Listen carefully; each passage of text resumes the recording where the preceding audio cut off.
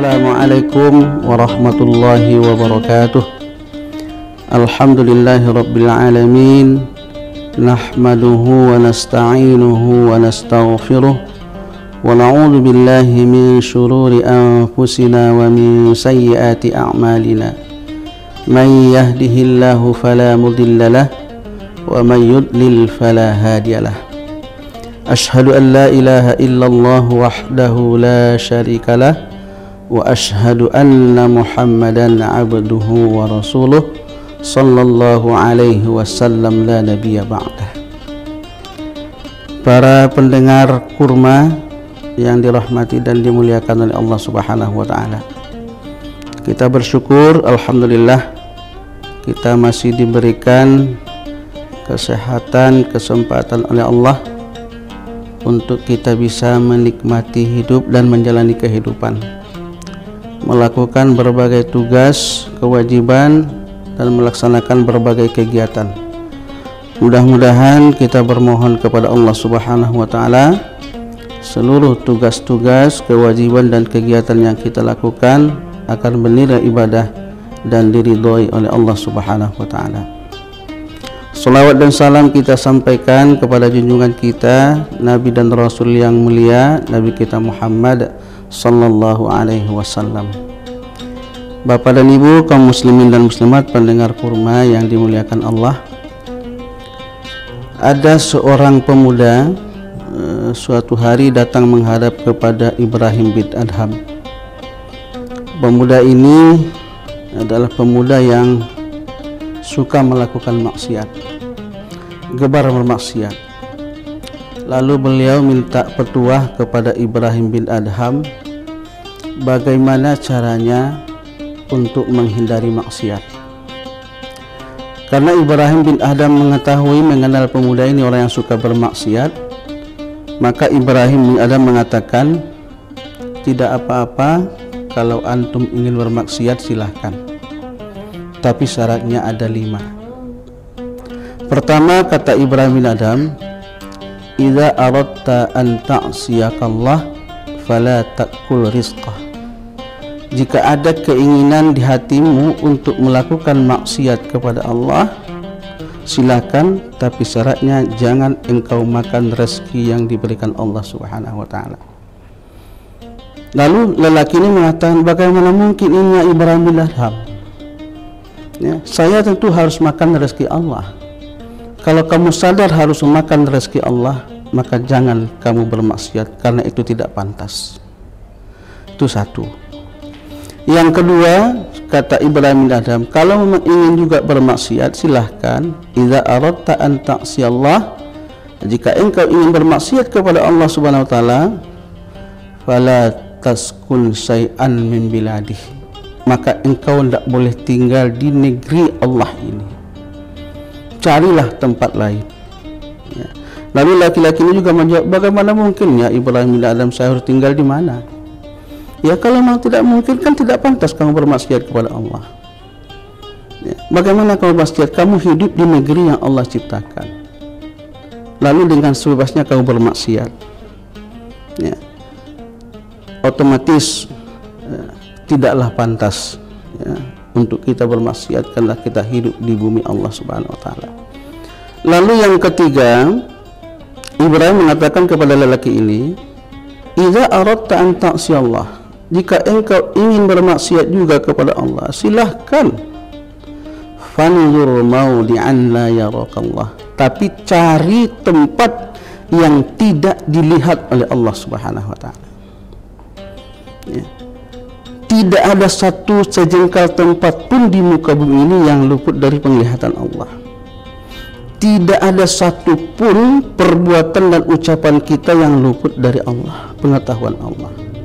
Maka oleh karena itu tidaklah pantas, selagi itu masih kita yakini dan kita tidak bisa menghindar dari penglihatan Allah, dari pengawasan Allah, tidaklah pantas kita untuk bermaksiat kepada Allah Subhanahu wa taala. Kaum muslimin dan muslimat pendengar kurma yang dimuliakan oleh Allah Subhanahu wa taala. Allah senantiasa memberikan pengawasan penuh kepada manusia. Bahkan dalam sebuah hadis Rasulullah mengatakan, yata'aqubuna fikum malaikatun bil-laili wan nahar.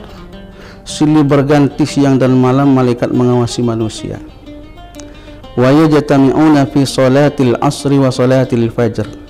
Dan mereka berkumpul nanti di waktu salat asar dan di waktu salat subuh.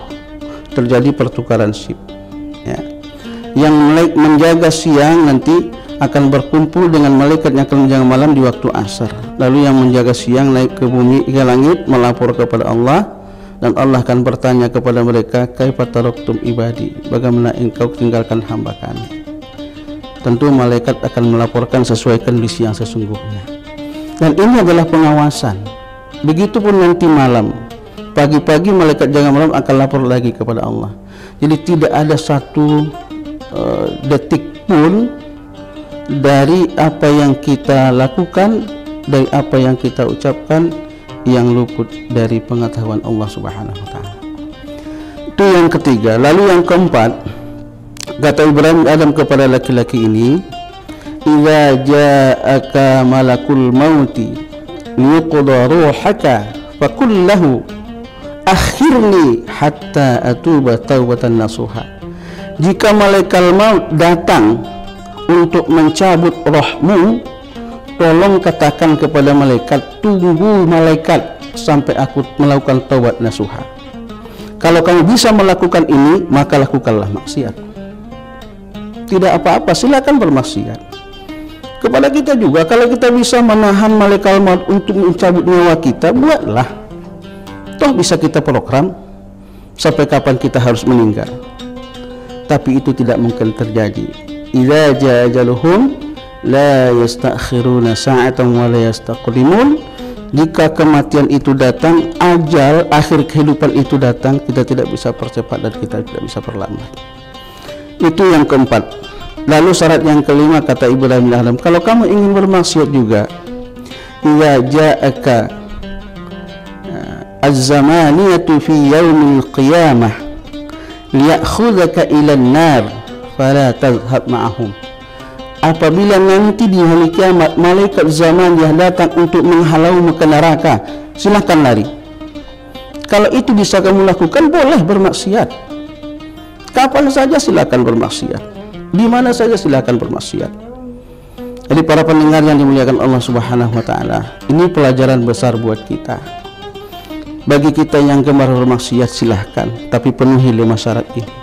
Pertama, jangan makan rezeki yang Allah berikan kepada kita. Yang berizki kita Allah. Yang kedua, jangan kita tinggal di bumi Allah, carilah tempat lain, cari planet lain. Yang ketiga, cari tempat yang tidak bisa dilihat oleh Allah. Dan ini juga pernah dilakukan oleh seorang guru kepada para murid-muridnya. Ketika itu guru merintah kepada muridnya, tolong kalian sembelih ayam di tempat yang tidak dilihat oleh siapapun. Lalu kemudian murid-muridnya pergi, ada yang menyembelihnya di semak-semak, ada yang di dalam kamar, ada di malam hari yang gelap.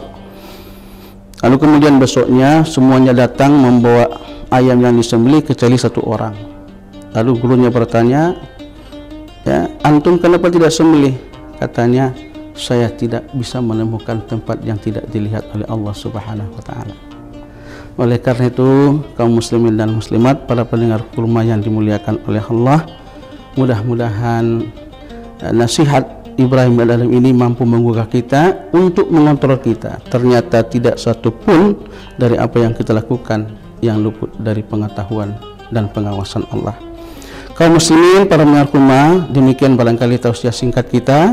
Sebelum saya akhiri, kita ucapkan selamat berbuka puasa. Mudah-mudahan ibadah puasa kita hari ini diterima oleh Allah Subhanahu wa taala. Billahi taufiq wal hidayah. Wassalamualaikum warahmatullahi wabarakatuh.